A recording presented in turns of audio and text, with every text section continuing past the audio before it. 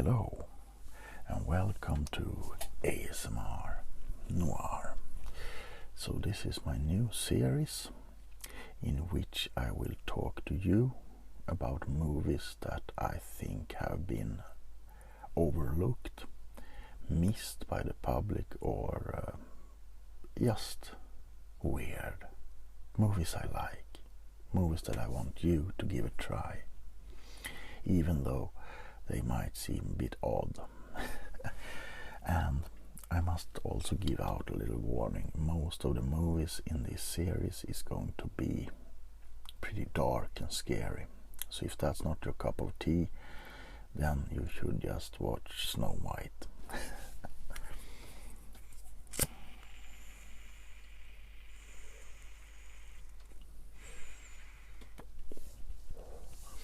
I will also try to make these little videos as relaxing as I possibly can.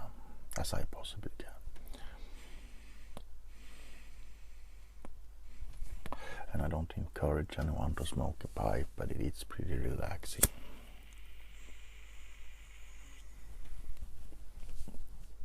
So, the first movie that I would like to talk a little bit about, and perhaps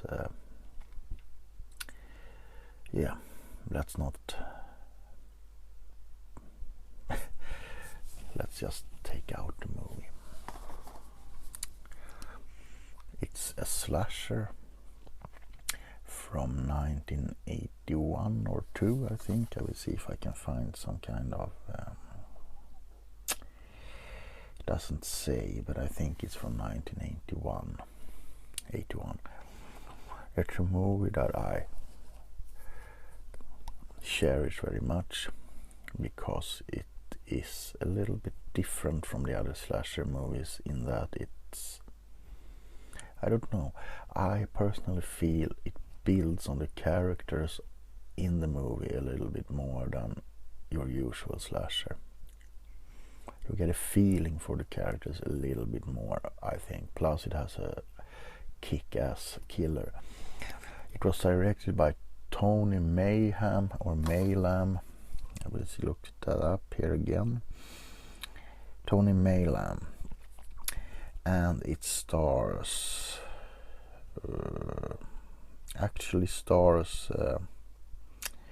people now who are famous, like problem is I can't really name them, but George Danza, is that his name? I think he's in Seinfeld, and there are some other now famous people in this. I'm trying to see if I can find some of the names here, but Brian Matthews, but it Leah Ayres, Brian Backer, Larry Joshua, Michael Cole, I think it says Sean,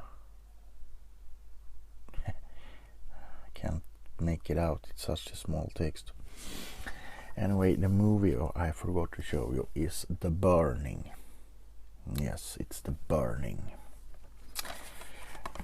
as you can see here. And it is a slasher.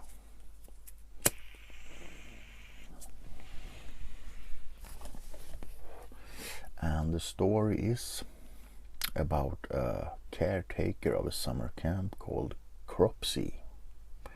Yes, I think it has an ounce of truth in it. I think there's kind of like an urban legend about someone named Cropsey, but I can't recall it right now. I think I saw kind of like a YouTube video on urban legends a while ago, but I can't really recall right now. Anyway, old Cropsey is a grumpy guy and he doesn't like kids. So one night the kids will play a joke on Cropsey, and they put a burning skull in his hut and wake him up. Problem is, Cropsey gets so terrified he turns the burning skull over and lights himself on fire together with the cabin or the hut where he's living. Years pass, and this is also a little different take, because in the ordinary slasher movies that would have been the last we saw of Cropsey before he comes back. But in this movie he actually goes to a hospital, and we see him lying kind of like an oxygen tent and stuff like that. And when he goes out from the hospital after a long time of healing, he scares people when they look at him. That's a little bit different take, that you actually have to see his recovery a little bit. Anyway, it's never guess who did it. We all know it's Cropsey because, well, he returns to the camp and starts hacking the teenagers up with a big hedge scissors. Is that what you call it? You know, the big. And the gore is made by Tom Savini, the Meister, the guy who has I probably, if you watch this video, you know who Tom Savini is, but for those who doesn't, he made the special effects for George A. Romero's Dawn of the Dead, Maniac. He also made a remake of Night of the Living Dead in 1990, I think. 1990, I think it was, or 91. He's a master when it comes to special effects, and there are some pretty nasty scenes in this movie. And the music score is composed by Alan Wakeman, I think his name was. I was going to say Rickman, but that's a little bit. And it's a wonderful score which set the tones for the movie perfect.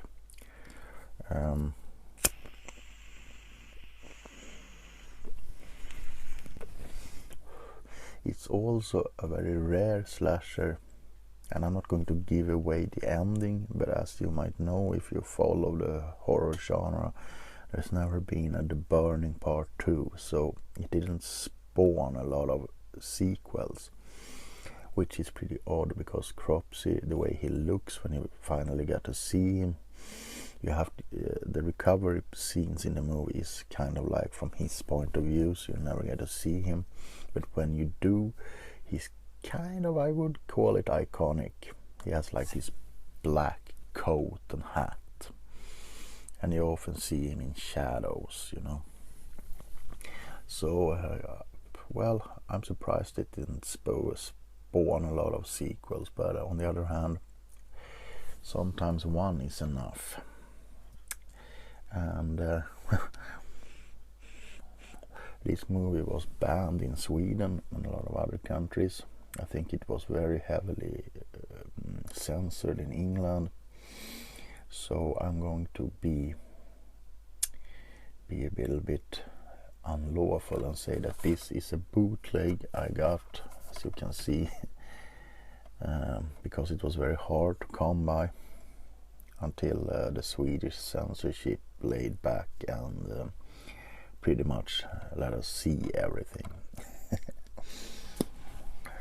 So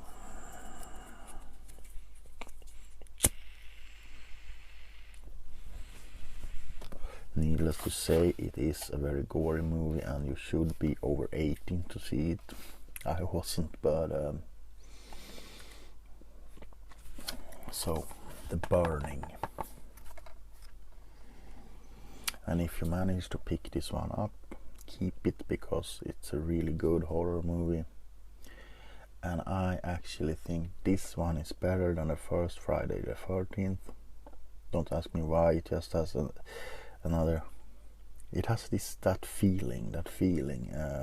I can't really put my finger on it, but it has a great feeling in the movie, a great atmosphere, if you.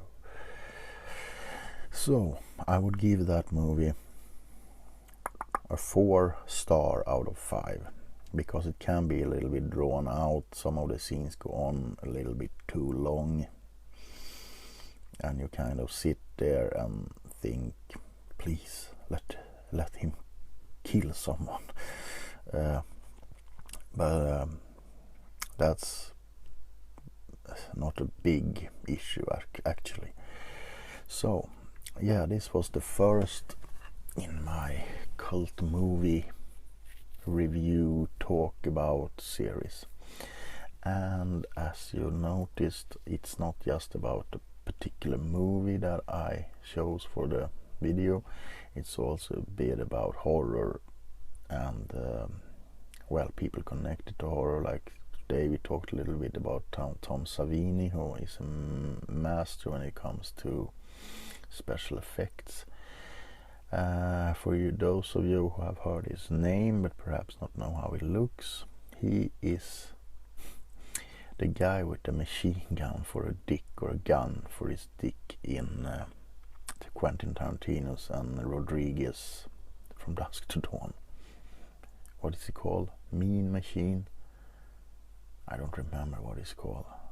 It was probably something more dirty than Mean Machine. Dick Machine, I don't remember. This is also the first episode, so I'm a bit... I did this straight from my bed. I just woke up. It's early in the morning. But I just wanted to do it because I felt like, why not start off right away? Because I came up with the idea before I went to sleep. So, and if you have any suggestions for a movie you want me to take a look at and talk a little bit about, you can put it in the description.